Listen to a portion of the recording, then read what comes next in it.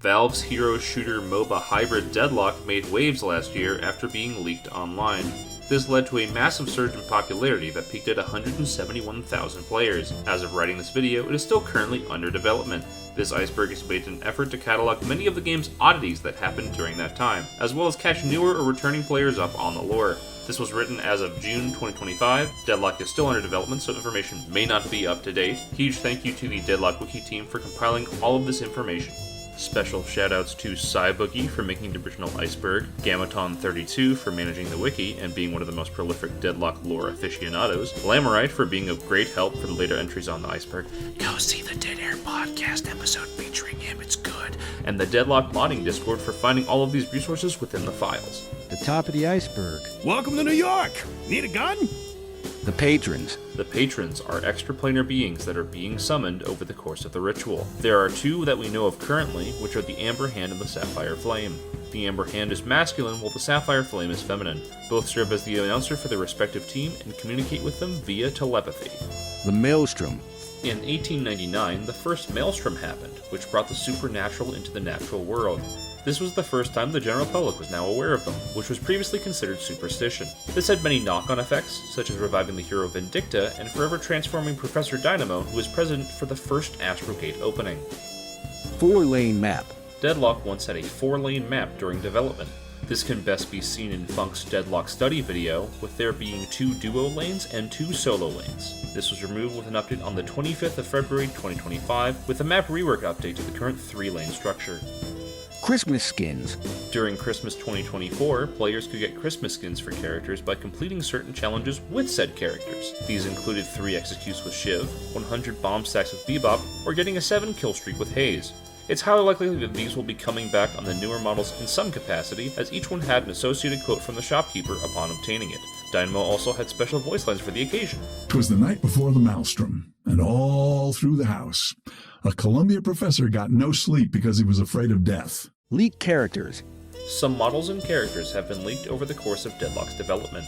This was most notably shown off in a Deathy stream, in which he revealed a lot of new characters in Hero Labs, which included Priest, Frank, and Bookworm, as well as redesigns for current characters, such as Pocket, Ivy, and McGinnis.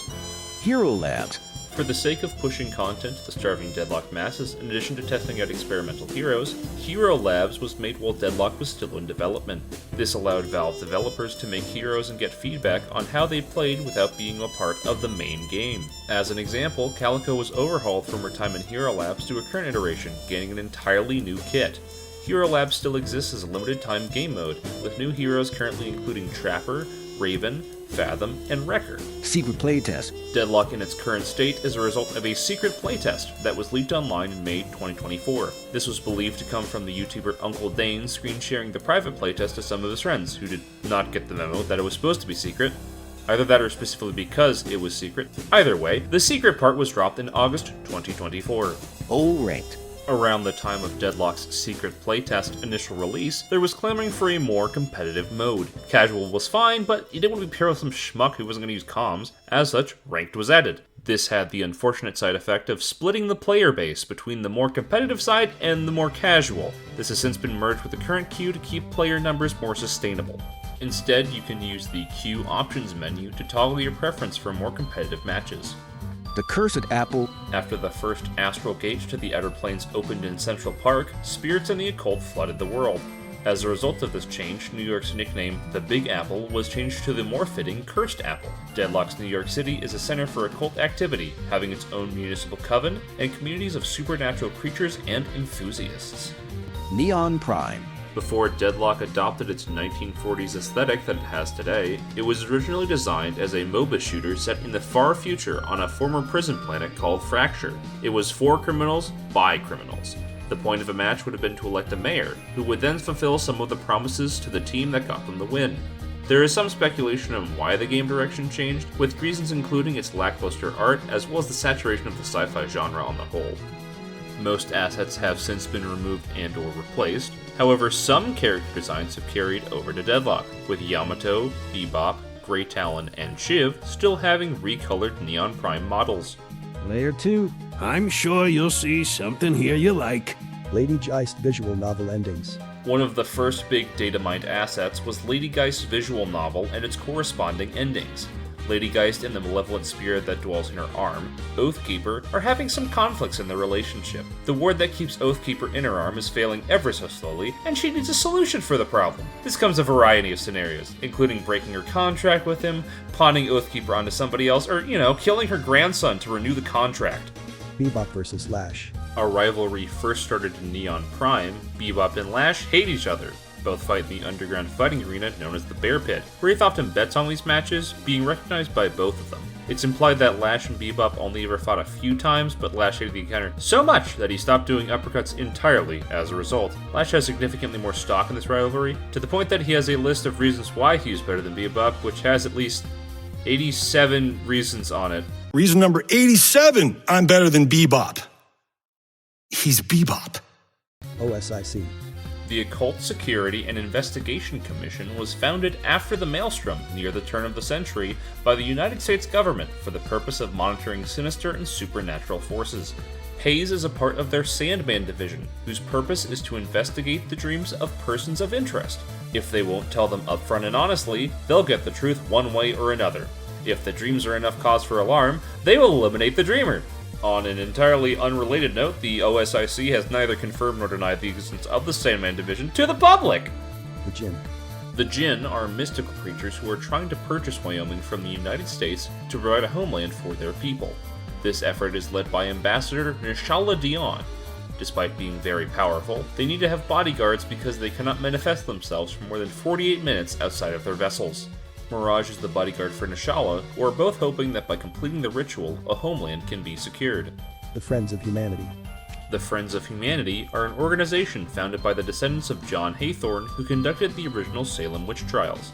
Their leader, who is also named John Haythorne, is rather controversial due to their anti-non-human ideology, which includes Ixians and spirits, among others. Public sentiment seems to deem them as quite evil. Both Vindicta and Grey Talon are aiming to destroy the organization as a result of Vindicta's unjust burning at the stake and Grey Talon's family being assassinated. Cat, there's a Friends of Humanity safe house I need to burn down. The Friends of Humanity will be eradicated from this earth. Shopkeeper item suppliers. The three sections of the Shopkeeper store are separated based on the type of item. Fairfax Industries gives gun items, Vitality items are provided by Mystic Pharmaceutical stores, and the Curiosity Catalog provides spirit items. This was introduced with the shop rework update on the 8th of May, 2025. Marla vs. Marla. Dynamo has a wife named Marla, and he is participating in the ritual to bring his body back as a gift for their wedding anniversary. Marlo, on the other hand, is a member of the OSIC that has made an offer to Dynamo about working with them. The similar names are referenced in one of Dynamo's conversations with Hayes. Marlo wanted me to tell you that the offer still stands. For a moment I thought you said Marla, and I got terribly confused. It's a good offer. I'm quite happy in the private sector. You change your mind, you let me know. 1949. 1949 is speculated to be the year in which the game takes place, seeing as the original Maelstrom happened in 1899. This, combined with other context, such as the musical South Pacific being popular, give an estimate for when this is supposed to happen. We don't know for certain, as the game is somewhat unclear, with a lot of dates being inconsistent and much of world history being altered. Calico is Pocket's assassin. For Pocket's 18th birthday, Maximilian Fairfax gifted a bullet to the heart to his eldest son. Both Calico and Pocket have lines referencing that Calico was the assassin hired for this. Strangely enough, this is also referenced in Viper's conversation with Calico, where Viper asks about a hit that went bad, as well as sloppy work. I'm sure Maximilian will have questions. I love tying up loose ends. A quarter-inch to the right and that bullet would have been square in my heart. I was wondering when I'd see you again. Something about like a hit that went bad. I don't remember all the details, honestly. Wisconsin hooch is top shelf. Fairfax Industries war crimes. Fairfax Industries is an occult equivalent to military contractors and responsible for creating occult and magical military technology. A subsidiary of Fairfax Industries called Eldritch Tactical Solutions has fallen under much controversy as a result of a soldier by the name of Wrecker. Both Holiday and Dynamo seem to recognize that he is a war criminal, as well as being reported upon in the New York Oracle. This, combined with McGinnis's lack of conscience, as well as Pocket trying to take over the company and being assassinated at age 18, seems to imply that the rumors are legitimate. Eldritch Tactical Solutions, a subsidiary of Fairfax Industries, comes under fire as new allegations are made by former employees. Are these soldiers of fortune committing war crimes? The New York Oracle investigates. Temporary icons. Before the shop rework update, the previous icons in the shop were sourced from a free icon website. Some but not all of the icons from the website were used. Examples of this are Surge of Power and Melee Charge. Layer 3. Word to the wise. If you want to blend in, take off the parka. World wars never happened. As a result of what we know from Ricker's backstory, it's heavily implied that World War I and II never happened. This is either because seers empowered by the spirits could see them before they began, thus prompting preventative action, or as a result of the world changing dramatically to adjust to such conditions. Countries that were central in either World War either haven't been named or are heavily altered in the Deadlock timeline. Lashback. You know, it's important to give back. That's why I'm taking 3% of my earnings a day and donating them to Lashback. It's my charity dedicated to children who kind of suck. There is a non-zero chance that Lash is using this to donate money to Bebop because he knows he can't reject it just to mess with him. Shiv is a vampire or werewolf. Based on some of the patron dialogue, as well as Shiv's mentions of the beast inside him, it is heavily implied that Shiv is either a vampire or werewolf, with the common consensus being that it's likely vampiric. His skill 3 is called Bloodletting, which would fit more within the concept of vampires, and his old ultimate will allow you to take control of an enemy to have them move around for a bit, which does fit with the idea. Arguments for werewolf comes from an unused model that made him look somewhat mole-like, although it was very unfinished. Callie. Callie was the original template for Viper and Ivy, and a character in Neon Prime. We have a cut line from Lash describing him. Not gonna dunk on you, Callie. You were a hell of a fighter before you retired. Lived in obscurity, came out of retirement in a desperate bid for relevancy, only to get injured by Bebop. Ouch. And put on the shelf for the better part of 2 decades. Oof. Viper's current model, as of June 2025, is a recolored Callie.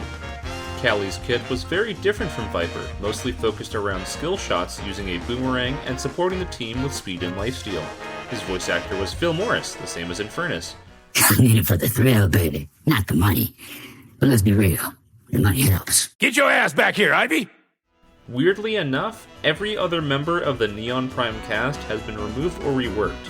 He is the only one left fully playable in his Neon Prime state. 7 is Edric. Based on some lines between Kelvin and Seven, it's heavily implied that Seven is Kelvin's old colleague Edric. Such lines include Kelvin's revenge kill line, "If someone's going to kill me, it's going to be Edric, not you."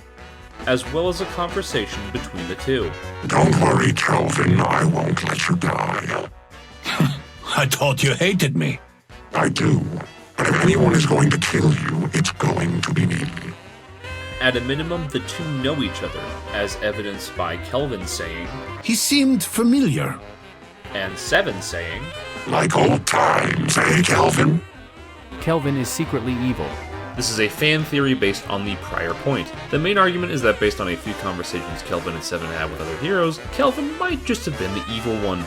Seven claims that Lash's ego is almost as big as Kelvin's, in addition to Wraith saying that while Kelvin is a good man tend to get people killed. He was the only survivor of the expedition, after all. Edric made a big stink at Lady Geist's fundraiser for it, and it wouldn't be surprising if what he was talking about was the grave danger in the undertaking of going to the Antarctic. Seven has also heavily implied that he has a lover at some point based on his conversation with Dynamo. "I don't understand you, Professor. You've been bestowed a great gift, and you're willing to throw it all away for nothing." Easy words to say when you've never loved someone. No. Easy words to say when you have. While speculative, this connection has led people to believe that Seven had a lover within Kelvin's expedition. Whether this was a fellow researcher of Kelvin, or Kelvin himself, has not been confirmed as of yet. Regardless, common consensus is that Seven's lover died on that expedition. So imagine that you hear the news that after you brought up the concerns beforehand, and then Kelvin comes back with no memory of any of it. You might be rightly pissed. There are also some current voice lines from Kelvin that are quite boastful. "If you were going to lose, at least you lost to the best, yes? Don't feel bad, my friend. No one is better than me." This is very much in contrast to McGinnis and Kelvin's conversation, where Kelvin struggles to boast about his abilities. Hope you're back strong, because we are going to be carrying this team. Let's not get ahead of ourselves. Come on, it's just you and me. We're the two people that are going to be keeping everyone alive, right? It does seem likely. Then let's have some healthy arrogance. We're gonna do quite well. We can work on this. Kelvin and Geist's conversation even has the adventurer thanking Geist for her support despite the entire expedition being a bust. I never got to say thank you for your patronage, Lady Geist. Sarcasm doesn't suit you, Kelvin. I'm serious. Obviously, the expedition didn't go as planned, but we wouldn't have had the opportunity were it not for your funding. Kelvin is very much concerned about Edric's whereabouts since returning to New York despite the stink he made at the fundraiser. Whatever happened to your friend that caused a scene at your fundraiser? I don't know. I tried to find him when I returned to New York, but it's like he's vanished. Well, he was rather rude, so I say good riddance. I wish I could share that sentiment. In his Paradox conversations, he tells her that her talents would be better off applied towards more benevolent means, and this is also counterpointed with Seven's generally malicious demeanor. There is also the question of, are some of these lines outdated, especially because McGinnis and Kelvin's conversation seems to contradict some of his kill lines.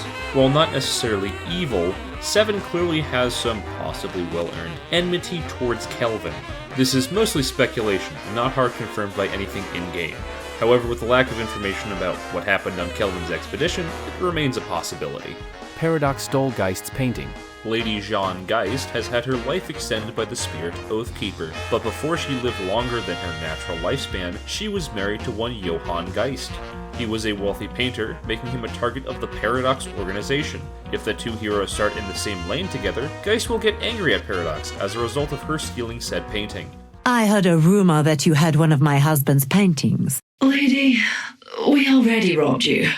If you want the painting back, I recommend that you try to find it. Yamato redesign. Yamato's current model is from Neon Prime and will be updated at some point in time.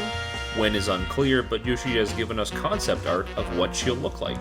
Soviet Empire. Based on the backstory of the hero Raven, the Soviet Empire flourished based upon the ghost of Catherine the Great. This also implies that the World Wars never happened, or 20th century global conflict played out differently, as the USSR as we know it hasn't been established in Deadlock. Raven's motivation is to find a way to restore Catherine's mortality, likely so she can lead the Soviet Empire in the flesh. Cadence. Cadence is a hero left in the files, as well as referenced in the game proper within the music hall. She and her band, the Requiem Boys, are some of the most popular of the jazz singers within the Deadlock canon. She is planned to appear in Ivy's visual novel round.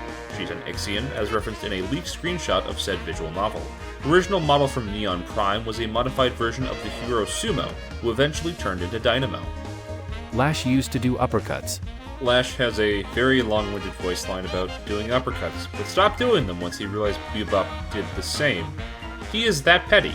Unused data in the code also implies that he was at one point meant to use them. Slork. The Hero Labs character, Fathom, is referred to by the code as Slork. References to this can be found in a few places, such as a shopkeeper line. Anyone ever tell you you look like a slork? As well as Fathom saying that The sailors called me Fathom, but the denizens of the deep know me by my true name.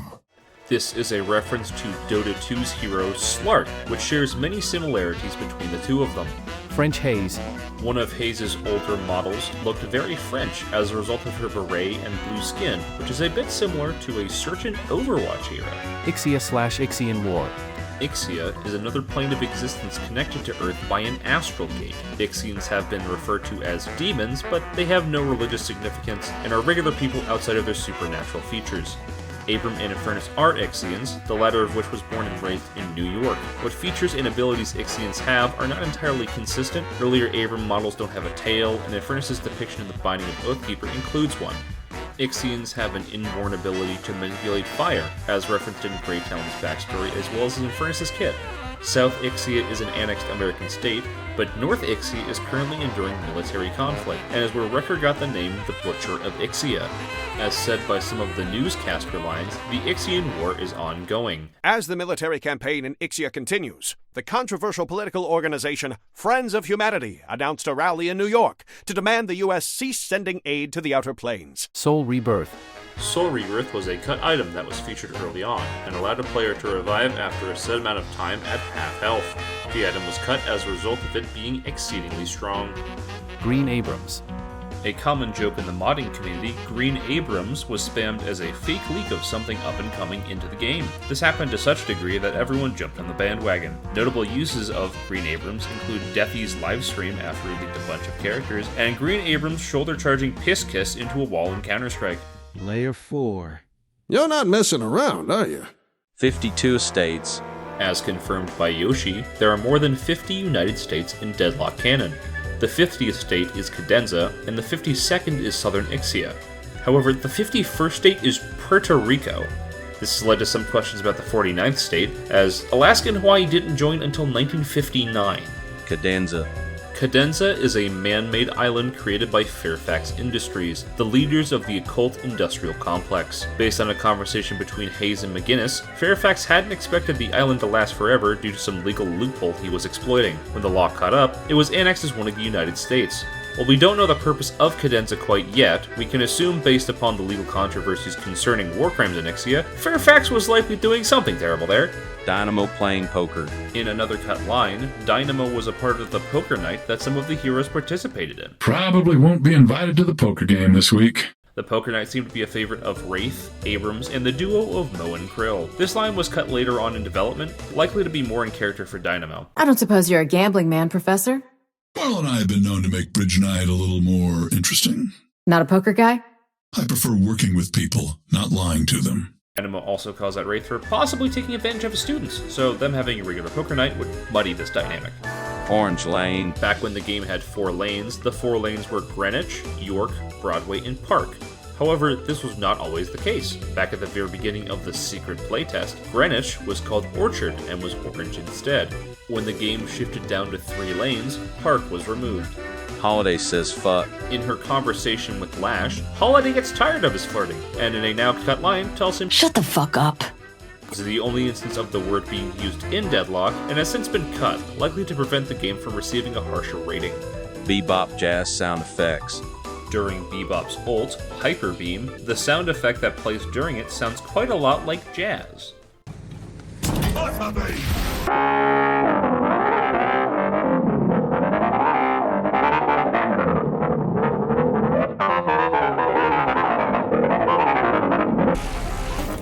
Shiv's kid. This concerns one of the lines the patron has for Shiv. You've been many things, Shiv. A brigand, a father, a killer. But if you summon me, I will make you a king. This implies that he had a child and or multiple children. While we aren't sure who is the mother or the entities of the possible kids, speculation has been around. With his similarities to Calico and her having a child of her own, there is an argument to be made that the two of them used to be a couple but separated as a result of their difference in morality. It's like I told my son, you are free to make all the horrible decisions you'd like. Nothing is confirmed as of yet. There are also new characters in development, meaning it's likely that Shiv's ex or his kids might be a playable character sometime in the future. Viscous redesign. Some of the old icons for heroes from Neon Prime still remain in use in the current builds of Deadlock, likely until new assets are made. This gives us a glimpse into what these heroes looked like before. Viscous was apparently a puffer fish with a goo body. All of the other heroes look very similar to their final counterparts, with Viscous being a notable exception to this. This is awkward. In the item shop rework update, one of Shiv's conversations with Pocket has a single line of dialogue, being, "So, this is kinda awkward," as a reference to Greg Chun being the voice actor for both characters. Warden redesign. As mentioned in some of the lines related to Warden from other characters, he will be getting a redesign at some point in the future. That cape kinda freaks me out. You ever want to pawn that cape or gun of yours? You let me know. This will, at a minimum, include a cloak or cape. Some concept art of this has been shared to the Deadlock Discord. Layer 5. Hope your trip to New York is a memorable one. Gold Rush. You know you've made it as a game when you get a Chinese bootleg version. Gold Rush is the Chinese knockoff of Deadlock for mobile devices that very clearly just ripped everything off in a significantly worse fashion. One of the VA voiceovers, "What I protect is not something you can touch," got memed on for a little for being kind of goofy. Currently, they have 7 heroes, which are in order from left to right, knockoffs of McGinnis, Abrams, Infernus, Hayes, Wraith, Dynamo, and 7. And possibly Bebop in the background? I can't tell! Caldera Trooper. Caldera Trooper was an in-between version of Neon Prime's map and Deadlock's. Deadair, who is notable for patch notice to keep new updates of the game vocal and more accessible, did a deep dive on the map in a video. Link is in the description. Infernus and Wraith.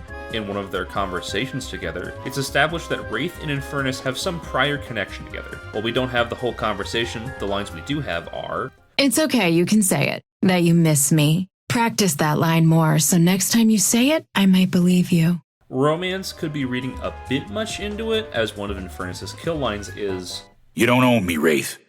They share a past together at a minimum, and it could be argued either way if it was romantic, or instead more of a boss-subordinate relationship. Shadowline. Shadowline was one of the original names for Deadlock, now most commonly used to reference early and or pre-playtest Deadlock, and its transition away from the era of Neon Prime. A lot of Neon Prime elements were hastily renamed and changed to fit the more occult themes, which originally had a bit of a grittier feel. Hyperlines were renamed to Shadowlines. There are 4 lanes, each with a shadow line that players can ride to move quickly. Astral Gates were Shadowline nexuses. The domain playshadowline.com was acquired by Valve in November of 2023, hinting towards when that era of development took place. Kelvin sometimes references this when upgrading his Ice Path. Sometimes you don't have access to the Shadowline. Astro and Forge Hollyginnis. Back in the days of Neon Prime, then codenamed Astro and Forge were in a relationship. Astro became Holiday, and Forge became McGinnis. This is confirmed with some of Lash's old voice lines. I see her at the Bear Pit every Thursday with Astro. That lady is a student of the game. Astro's a lucky lady to be with someone like Forge. Ivy and Holiday visual novels. In addition to the Lady Geist visual novel, some leaks have also shown additional ones planned for Ivy and Holiday. Ivy's is about finding a job to help contribute to her adoptive family outside of vigilante work, while Holiday's is about her pursuit of the Troubadour, a serial killer that ravaged her hometown of Macomb. Wax Walker. An in-development version of the Walkers, these have a more wax-style design as opposed to the more robotic ones we currently have. These are more in line with the current version of the troopers being candles. They were actively in use in early May and late April of 2024, with their attacks being different as they had their Neon Prime arsenal. There were 2 iterations of the Wax Walker, with and without arms. The color of the wax was based on whether or not the Walker was friendly to your team. Ivy voice change. Ivy's voice lines had a brief change to a higher pitch for about a day, and the community responded negatively to the change, so it was reverted. This is going my way! Pocket is the Grab Kid. In some advertisements around the Cursed Apple, you can see posters for a product called Greb, which has a boy holding a frog as a part of its art. This art shares a striking resemblance to Pocket, especially with the frog within the artwork. While not confirmed, this could be a PR move by Maximilian Fairfax. In his grief over his eldest son dying, he wanted to commemorate the boy by putting his face on one of his products. This is unconfirmed, but the similarities are uncanny. Evil Hank. Deadlock's visual novels have planned cosmetics for the heroes to use based on the path they go down. One of these paths in Geist Visual Novel is one where she goes to Jezebel's billiard hall and pawns her malevolent spirit Oathkeeper off on the owner Hank. One of the ideas for the cosmetic at the end of the route was to just replace Geist's model with a version of Hank that was evil. Vampire Hierarchy. As seen with some lines from the unimplemented character Vampire Bat, there is an old world of vampires that she is tired of being at the bottom of. Time to shake up the vampiric hierarchy. What's the point of having power if all you do is sit in the shadows and cower with it? Soon, I'll be Viscount of New York. Her goal in the ritual seems to upset the current vampire status quo, as New York could use some new blood. The extent of this hierarchy is unknown. Calico Lord Change. When Calico was moved from Hero Labs to the official roster, her lore had been changed. Instead of being an arms dealer, which Time magazine called the most dangerous woman in the world. You ask me, the Oracle was way too harsh when they called you a warmonger. She was now a former member of the Baxter Society. While she respected what the goals of the organization were, it wasn't paying as much as she would have liked. Instead, she went to mercenary work. Despite her abandoning it, she seems to hold some amount of reverence for Grey Talon, as shown in one of her kill lines. The Baxter Society will mourn him. As will I. Yamato's Neon Prime lore. In Neon Prime, Yamato's lore was rather different from the incarnation we have now. Instead of her current family being limited to her deceased brother in Deadlock, she had children. Her father was presumed to be the pre-Deadlock version of what would become Lady Geist. This was referenced in a few leftover voice lines from Kelvin and Paradox. You don't want your children to get sucked into this, Yamato. This can't be the life you want for your family, Yamato. Her dad's scary, she's scary, and I bet her kids were matching outfits. Layer 6. When the cops come asking, you weren't here and I absolutely didn't sell you anything. Ballista is Lash's ex. Lash's motivation in Neon Prime was to get back with his ex, Ballista. It's fine. You know, lots of guys get the shit kicked out of them by their exes, right? Get it together, Lash. You're not gonna win them back by losing. From what resources we do have from this, Ballista is presumed female. There was only one mention of Ballista being called she, one of the ability descriptions, with everywhere else using they, which might mean Ballista's lore was yet to be finalized. For the sake of simplicity, I'll refer to Ballista as she. Hero data still exists with an entire moveset that had a few too many ideas. These included Flak Cannon, Bullet Storm, Belt Feed, Protective Shell, Minefield, and Fusion Bomb. There are leftover voice lines from when she was playable. They have metal skin. Bullets won't work. Your gun won't do shit. They're in stasis. Can't hurt them in stasis. Nothing's getting through that stasis field. They're blocking our tech. Don't waste your tech. Tech won't hurt them. Oddly, she doesn't seem to be ported over in any fashion as of yet, so we might be getting her sometime in the future. We'll see. Bookworm and Priest temporary VAs. While not officially released, Dynamiters have found characters labeled as Bookworm and Priest within the game's code that have yet to be released. While this normally would just be another in-development character, their voice acting is rather unique, to say the least. Take a listen. This character is not voiced by Matt Mercer. Probably. I mean, that guy's really talented. Hey, maybe I'm Matt Mercer. Now, right now I'm the voice for Bookworm, but by the time you hear this, who knows? Maybe I'll be a ballerina or some gastromancer that throws Cherry's Jubilee. You're about to experience some major dissonance between my voice and whatever the hell the shape model looks like. True story. I once read for Sexy St. Francis. It was a coming-of-age drama about a Parisian runway model and the schnoodle that loved him. Akira laser screams. Several characters have unused scream sound effects labeled for an Akira laser. We have no idea what this is for, as it's even used for some of the new playtesting heroes. Also, volume warning, I'm gonna try and turn them down, but be advised, this is very loud screaming.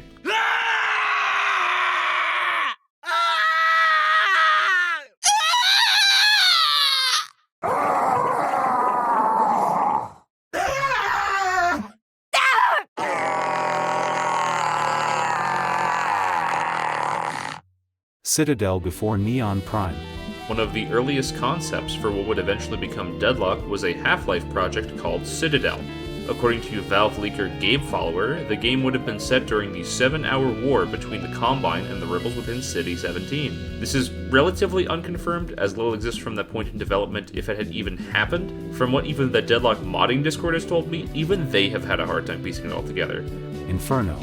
Inferno was the Neon Prime iteration of Infernus, who was much younger than his Deadlock iteration. It is speculated that he was a robot or android, as he was a part of the Midnight Robo Rally, a cut Neon Prime location. The thrusters on his suit would open and deploy during his flame dash. While his 2 was the same, his 1 was quite different, being more similar to the current version of Ivy's Kudzu Bomb. Instead of being a damage amplifier, it was a damage over time grenade that hurt enemies on top of it.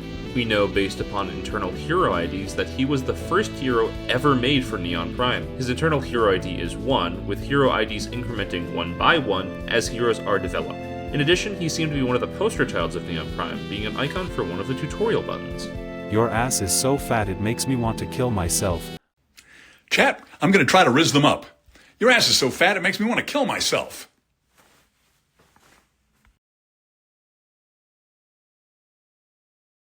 Hideout_test.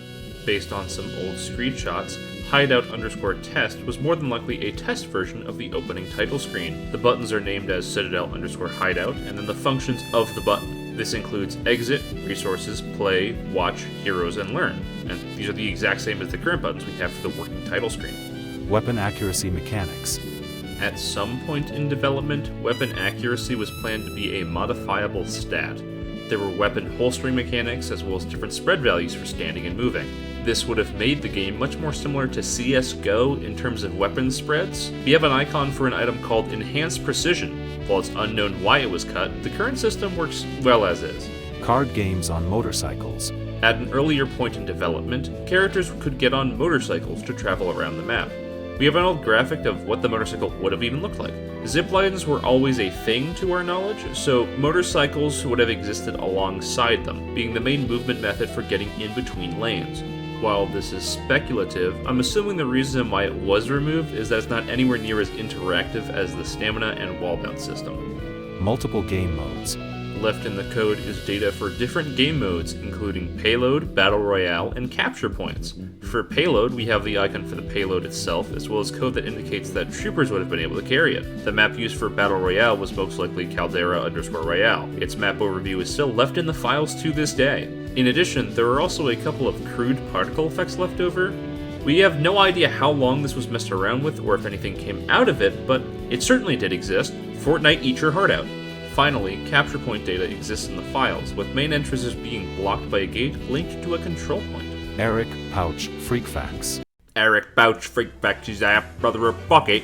His purpose in the ritual is to win so he can get his beer business to take over Fairfax Industries. He has a terribly thick Cockney accent. This spawned from a Photoshop of the new Pocket render that got spoiled. The hair looked notable. It was unique and a departure from the current version, so why not Photoshop this around to give Pocket some thick eyebrows to mess with your friends? If a joke is funny in its first version, you keep going, right? So why not add some mutton chops too? Plus, we got some historical photos, so why not put the face on there for some added realism? I mean, this is all for good fun and would never be recognized by the development staff, right? This was promptly noticed by the development staff. And that's it. That's the entirety of the iceberg. There's nothing else that we can really put on here. There's no other hidden secrets that we could really find.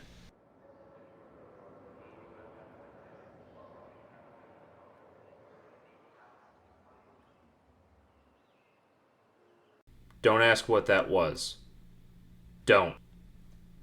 Thank you all very much for watching. It is greatly appreciated. Please like, share, and subscribe if you enjoyed, and let me know down below if there were any discoveries that I might have missed.